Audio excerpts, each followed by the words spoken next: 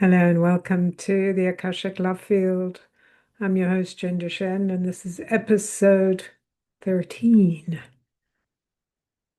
Today I want to talk with the Akashic Love Field about the energies that we are in right now. Um, we just had a new moon in Cancer, and this is quite significant in terms of opening us to what is home. This has been a reoccurring theme that we have seen for a while, but it's getting more dialed in, more dialed up, more the responsibility has shifted from sort of what's outside us and who we need to be and how can we get people to understand our point of view to a much more defined focus of self-expression and self-responsibility. I have these expressions, I have these beliefs, I want to explore and experience these themes. And this is a time of separation. So we're moving from, oh, I've been staying, it's kind of like saying, I've grown up, I'm living with my parents, and now my parents are just saying, okay, you can't stay in the basement anymore. You can't sort of hang out here.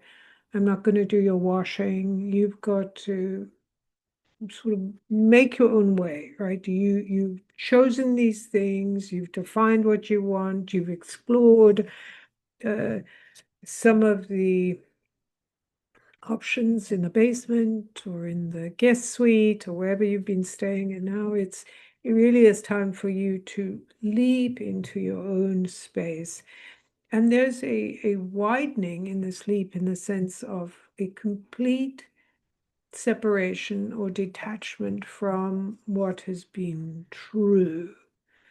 So, oh, my parents need me to behave a certain way.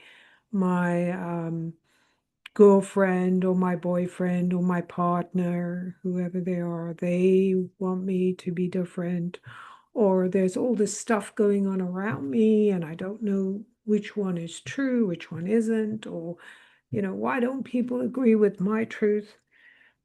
And so all of these things are pushing on us in a sense to exhaust us, but also to awaken us. So we have to awaken to what really is, what does it mean to be at home with yourself?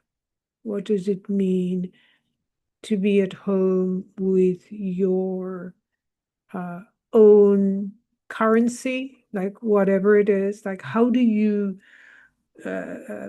exchange in this world, right? Like, how are you exchanging with your experience, your life, your desires? How are you engaging? So it is very much like, okay, I'm here. I have these desires. I want to connect with other people. I want to learn how to do XYZ or accumulate funds that way so I can support myself. And it's all coming to this place, to this pinnacle of if I want this thing, then I have to clear my field of anything that's not relevant. I have to clear my beliefs, I have to clear my behaviors, and I have to recognize I'm the power of, I'm the driver, I'm the one who's powering my experience. And so my experience now is saying, I want these things. So I want to have better relationships with people. Well, we're going from the internal. I'm the one who is responsible for how I behave in a relationship. And what comes to mind, what the record keepers are sharing with me right now is how we feel sort of buffeted about by the world. Oh, I want to enjoy myself, and this person's complaining, or I want this thing, but there's all these hoops I have to jump through. And there's this basis that we come from that is about complaining. This isn't good, or I'm really, trying to struggle to get up the slope so people will listen to me, people will hear me, people understand me. I mean, these are themes we have talked about many times, but it really is coming to a head now. It doesn't matter anymore how much you want to hang on to that idea of complaining. Whatever you choose to act on is like the experience you're having. If it's not going the way you want, if it doesn't feel as good as you would like, then you can no longer look to the outside and go, oh, it's their fault. It's because of them. That's why I'm having a shitty time. That's why this is so hard, because people aren't listening. They aren't giving me what I need. And now it's like, oh, I'm responsible for being receptive to the things I want to experience. So if I want to experience joy, I need to function from a place of joy. And the record keepers are showing me as an example something I have noticed, that when we're out there in social media and exchanging and connecting through these forms, through AI and through um, social channels, right? So we're not actually in front of one another. We have like a screen between us and the world. Uh, and so somebody will post something, oh, I'm from this place, or I love this thing. And what happens is a lot of people who may be paid, I don't know, or maybe they just do it because they feel so free in that sense that they can say horrible things to people like, oh, I wish you were dead, or I can't wait for you to burn, or you should all die. And I mean, I've even seen people being interviewed and saying, oh, you think so? You think these people should be um, killed or whatever? And it's people going, yes, like they have no compassion, no awareness. And so basically, when you're engaging from that place, that you're engaging from a place of people who I don't agree with should just die, or they should suffer a horrible experience, what you're saying to the universe, basically, and to your experience, because the universe is the reflection of your experience, or your experience of the universe is a reflection of what's going on inside of you on some form or another. It keeps you locked in a miserable place. Like, just thinking about the idea that you wish other people were dead, or you have no compunction about telling somebody, you inconvenience me, so I want you gone. And not only do I want you gone, I want you gone in a horrible way. Um, Puts our focus in a very uh, uncomfortable place, because then we're playing in a field where we're wishing shitty things on other people, not just shitty things, dangerous things, hurtful things on other people. And we're creating a universe that's now going to reflect that back to us. So the more we're feeling free to be as nasty as we want to others because they're bothering us on some level, or we have to blame them because they're the ones who are making us uncomfortable, or their actions. The more we create a world where we feed into this and are controlled by it. And this time we're in is truly a magnificent time and a very powerful time. But the powerful, magnificent comes because everything is magnified. When we have an experience of magnificence, we are magnifying what we think, what we feel, what we say, what we experience. It's all happening very quickly. And it reminds me of a story. Somebody, I think it's a tale from India, um, from, I believe, Hindu culture, where this I read this, so I may not be saying it correctly, but there's a story of a man who finds himself leaning on a tree and he thinks to himself, oh, I'm so thirsty. He's been struggling and suffering and he's found this tree and he's finally, oh my God, I can relax. Oh, I'd love to have some water. And then water appears immediately. And then he goes, oh, I would love to have some food. And then suddenly there's food right there in front of him. And then he goes, what if there's a ghost in the tree that's, listening to my thoughts and making this happen? And then a ghost appears in the tree because everything he thinks becomes true, right? And this is the type of place we're living in. And then he's so afraid because now he's, first it's like I need water and sustenance, right? And then it's like, oh my God, this thing, who's controlling it? It's not me, it's not the universe, right? It's let me create this monster, right? And then he thinks, oh, I wonder if this ghost will kill me. And then the ghost kills him because he's creating his reality through his immediate response, through his mind, through his thoughts, and it's immediately becomes true.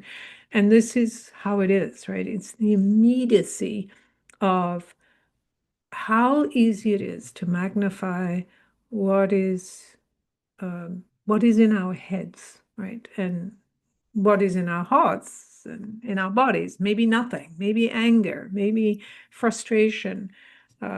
Many of us do talk a good story about it. Well, really long for freedom and peace and all these things. But freedom is something that comes with a responsibility, right? Just like peace, it comes with, it's not enough to declare something. We have to take the action to show. It's kind of like we're speaking it into the world, right? We're speaking peace into the world. We're speaking freedom into the world through what we're doing and saying and all the time, right? It's not just like, oh, let me, go out there and post pretty pictures and say peace and then make nasty comments or wish other people would suffer, because now you're populating your field like that man on leaning against the tree with all of your fears that are now taking over what you are creating. Let me get back to the what I was talking about. When you're choosing your home, that you now are old enough and wise enough and experienced enough to be kicked out of your home. Like it's a loving kick out. It isn't like, oh, I hate you or anything like that. It's just like, okay, enough, right? It's a boundary. It's like you've reached the limit of how you can live in the world or live in our house in this way. Out you go. Now you're responsible for everything. You're responsible for how you treat other people, how you treat yourself, what you think about yourself. What are you magnifying into the world through your beliefs, your words, your actions, who you hang around with? And all of those things that many of us have done unconsciously. We've just done all these things based on beliefs and feelings and all these things that we haven't processed and don't understand. And now suddenly everything is magnifying around us through our own words, actions, beliefs. So we have to be careful about what are we magnifying, because it's all going to bounce back into us. We're all going to be impacted by it. We can't escape that. It just isn't possible. And so this idea of, oh, I'm making my own home, right? It's the moon and sun in Cancer at 4 degrees. And 4 degrees is a number that is about creating a system and creating, like, earthing this system, right, of how we want to be in the world, how we want to live in our home. What is home to us? Jupiter just moved into Cancer, so Jupiter's right there. And Jupiter expands, right? Like, even though it's a benefic, so it's a planet that uh, brings goodness, it can only expand what it touches just like what I'm saying, each of us can be benefic, right? We mean good things. We want to bring good things. We think we know the way. But if we're not listening to what's happening around us, and if we're not listening to what we're thinking and how we're reacting to what's around us, so what are we responding with, right? How are we treating people? Somebody comes to our door, into our neighborhood, into our lives. Are we being nasty to them because we can be? Are we rejecting them? Are we finding a way to be kind? It doesn't mean we have to welcome everyone into our home, but certainly realizing and recognizing we share resources, we share space, we're living here together. And this time, this this return that we are experiencing at this time, this restructuring, this homecoming is about choosing something from love, not fear. So when we're choosing from love, we're choosing to be tender with ourselves. We're choosing to be tender with others and find the power of love, power of freedom. I know I've talked about freedom before, and I mentioned it today, and freedom really is the space where you choose, right? So it's having freedom is the opposite to living under a dictatorship or living under a autocracy, right? It's autonomy.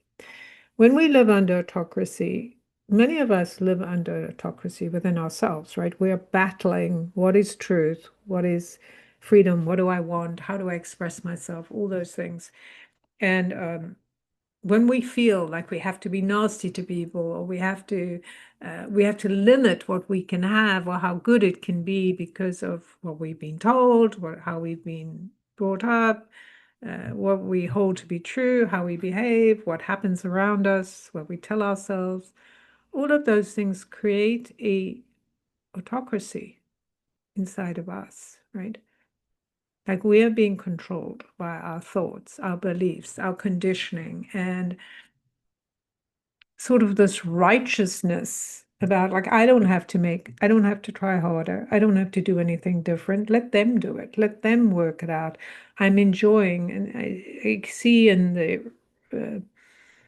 the record keepers sharing the Akashic Love Field, sharing with me. There's a lot of people who get enjoyment out of other people suffering or getting up like they think they're playing a game or something. Yay, let's let's go and, you know, uh, tough it out and smash things up and hurt people or defy the police or something like that. You know, all those things that are, um, if they're not done from a very grounded place of truth, they become the thing that controls you. So it's more autocracy, right? You think you're free and you're doing all these things that somebody else tells you. It's like it's all been um, programmed inside of you, little droplets. You're being sort of led and you don't even know it. And we all have these situations where we're being led. Like I know for myself, I can be led by my own irritation, for example.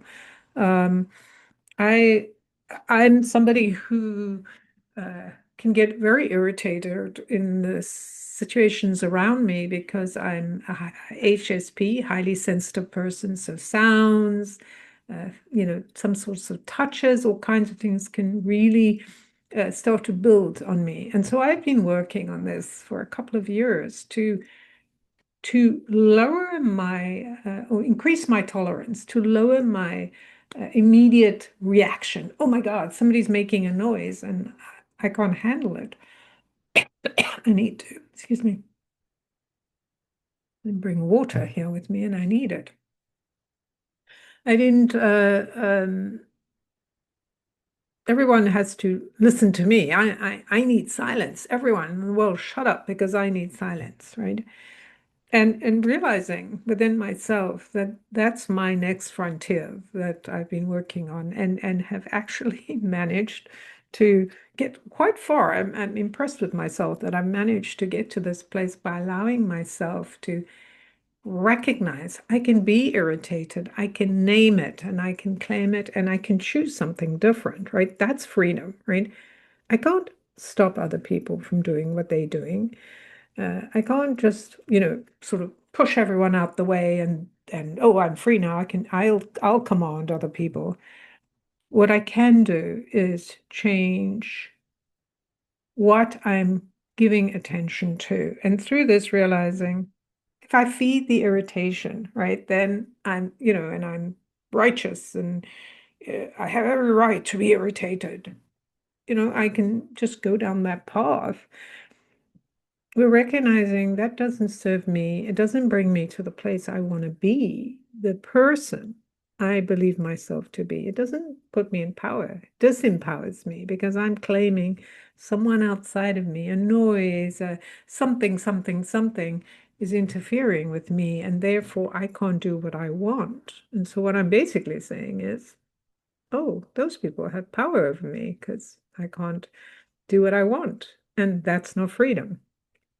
So the freedom is I want to go out, I want to experience myself, I want to be in enjoyment, and I want the people I'm around to be enjoyment too. And sometimes people who are enjoying themselves are making loud noises and they're talking loudly to their friends and they're having a good time. And so I also want to have a good time and I want to be around people having a good time. So how can I live in the lusciousness of having a good time and being open to other people having a good time?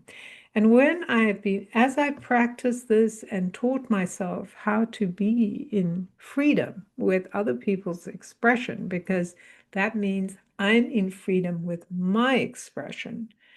I'm at home with my expression. I feel free and they feel free. We're all free to express. And I get to choose what I want to express and the places I want to be. If I enter a space and people are yelling and shouting and throwing things at each other and wanting to hurt each other, I don't want to be in that place. It doesn't feel joyful to me, doesn't feel expansive. And so I have the freedom to say, this isn't for me. I'm walking out, I'm going somewhere else. I also have the freedom when I am in a space of absolute joy to enjoy it. Last night, I went to an amazing concert in a town near me. It was a fabulous free concert given by the town. And there were thousands of us all there, and I'm not tall, and there were tall people in front of me, and some people had their children on their shoulders, which I just love because that's so amazing. And everyone's there having a good time dancing. And I could have been irritated by the fact that I can't see. I've got all these tall people, and maybe I've got a little bit of a view. And it was so funny. There was a little girl. I felt bad for her, but I couldn't do anything. She's not my child, it's somebody else's. But a short little girl, obviously she's little, she's short. She can't see over all these tall people, and her parents were both kind of short. And she was, you could tell she was like she had her arms like crossed, like I can't see anything, and I'm gonna have a miserable time. And maybe her dad wouldn't put her on his shoulders. Not everyone does that, right? We don't all get to have that.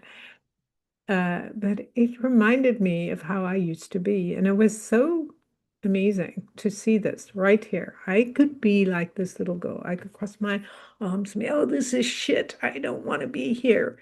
And because I can't see or whatever. Or I could just be, you know what? I see. It's amazing. I'm around all this incredible energy of people dancing and having a good time. I'm with great people. I can dance too, which I did.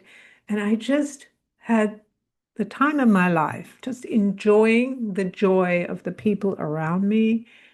And it was amazing. I didn't feel any irritation or any any of that stuff of, oh my God, somebody's pushing me. Uh, Although people there here are very polite and don't really get much pushing. There was one little group section we stood in where it was pretty tight. But you know what? It was all marvelous. And that's what I want to say about freedom. That freedom is this ability to be so free inside yourself that you choose what you want to experience, as opposed to being controlled by your old beliefs.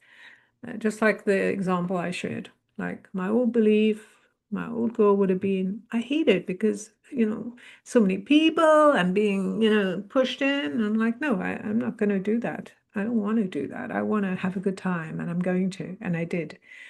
Um, so yes,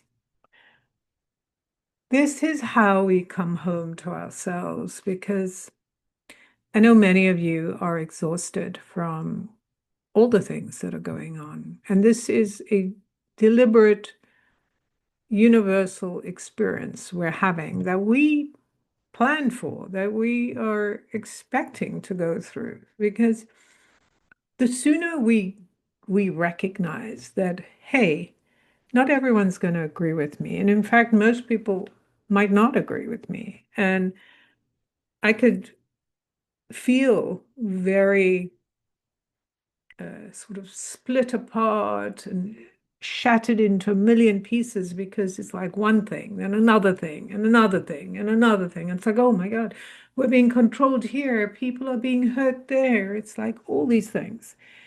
And what strengthens us is to recognize that the sooner we get clearer about who we are and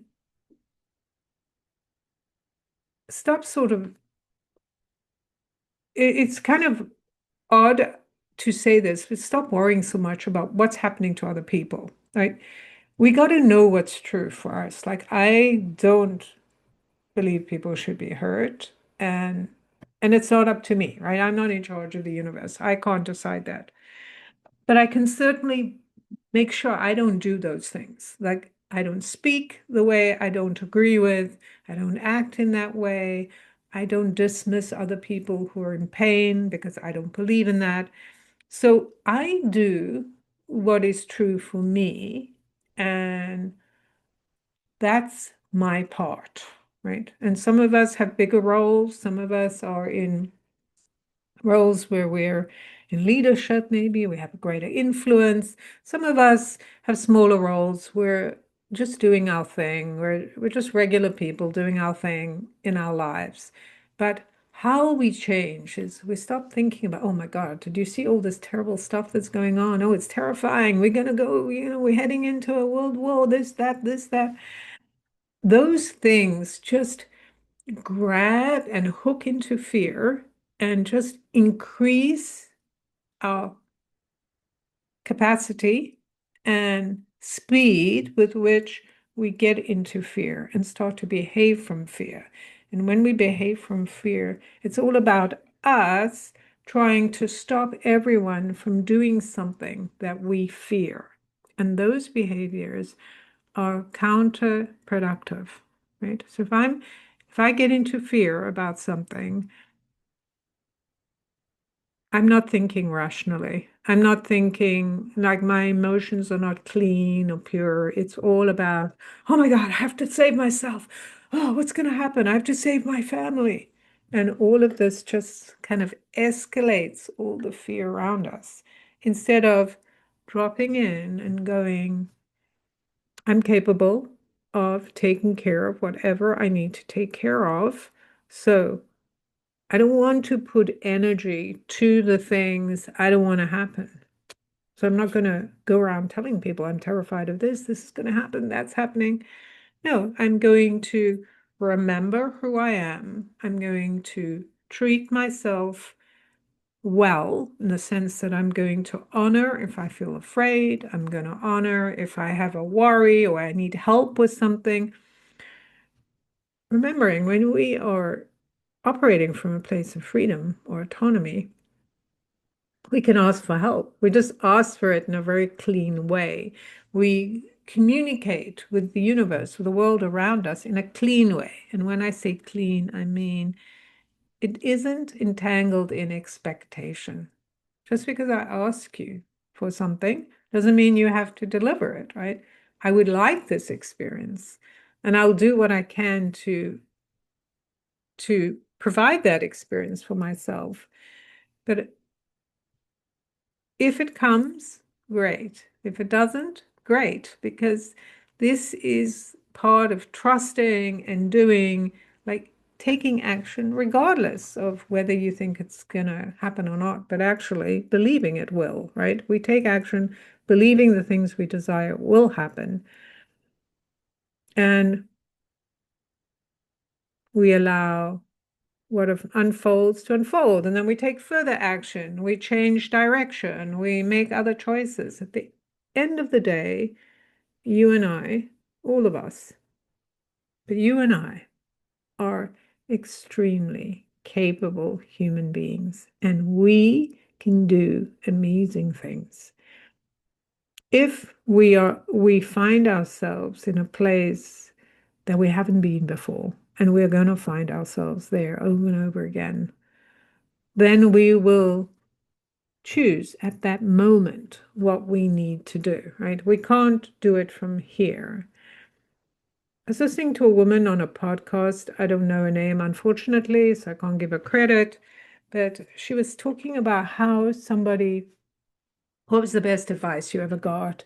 And she was telling a friend of the family, she was very worried about something. How am I going to do this if this happens? And how am I going to do that? I just can't relax. I'm so worried. And this family friend said to her,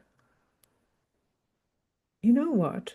You're not that person you will be when this thing happens. But when it happens, or if it happens, you at that moment will become that person who needs to take care of it, and you will be okay, right? That doesn't mean you won't go through pain and upset and all of the things, but just recognizing you're not the person who who has had to deal with something you haven't experienced yet. You're becoming that person in the experience. And we're all becoming the person who has had to leave our parents' home, our grandparents, like all our ancestors, like their homes, the structure that has been made of beliefs and behaviors they needed to do to survive. We needed to behave a certain way so we would be accepted by society. As we leave that home and we walk away and we go, okay, I'm starting a new home. And in this home, I don't know anything, right? I don't know how anything will be. But what I do know is I'm getting clearer about who I am through the process. And I know I have the capacity to be resourceful no matter what happens. And that's truth, right? We have to stop this pretending and this performance about, oh, I'm this person and I do all these things. Look at me, everyone. And then we don't live that. We're not that true person, right? We just pretend, oh, I'm so happy and smiley, but I'm in pain because I can't ask for what I need, right? Even those things. I spent so many years being afraid of, well, what if I ask for what I want? And people think I'm a weak, foolish person and they discard me and they don't want to be friends with me. Well, I've already experienced that. And you know what? The only thing that happened, like maybe they're not friends with me anymore, but the thing that did happen that has been so powerful is going, you know what? It's okay. It's okay if somebody says, I can't be friends with you. I don't agree with you.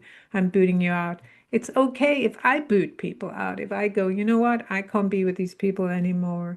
They're just going off on another path. It's okay. I don't need to follow them. They don't need to follow me because if I do that, I'm going into somebody else's home. I'm not staying in my own home, the one that I'm establishing that says, I am this and I am capable. I'm a capable person, resourceful. I can take care of whatever comes my way. And I know you're like me. You can do exactly the same thing. So, as we move into this new home, it's kind of like the Akashic Love Field. My Akashic Masters are very funny. They've got a very funny sense of humor. But they're saying this is like the Three Little Pigs, right? So Three Little Pigs, you probably know the story where they have to leave home and now they're going to each establish their own home. And the one builds a home of straw because it's easy. And there's the wolf that can come and blow it down. And the second one builds a home of, I don't know what else, I can't remember. But it's also very easy for the wolf to get in. So it's easy to do, doesn't take much effort, but it's not stable and sturdy. And the third wolf chooses to build a house of bricks. And he knows, or it knows, that it takes longer, it takes more effort, it takes planning, it takes foundation, it takes persistence. It takes remembering every day I'm doing this because at the end of the day, I'm going to have a house of bricks. I'm going to know who I am. I'm going to get closer to my freedom, to peace, to all of those things because I can contribute to those things I believe in, to a society that is more free and peaceful when I know how to do those things myself and through my own practice of building my house of bricks. All right, I am going to stop here. That's the end of the podcast. And just to let you know, I am going to be out of town, so no podcasts the next couple of weeks. And I'm excited to bring some new types of podcasts when I come back, um, maybe in August or September. You can find me at Jen Duchene at Substack and at jenduchene.com. And of course, I am on some of the socials. Find me there. If you enjoyed this podcast, give me some stars. I love stars.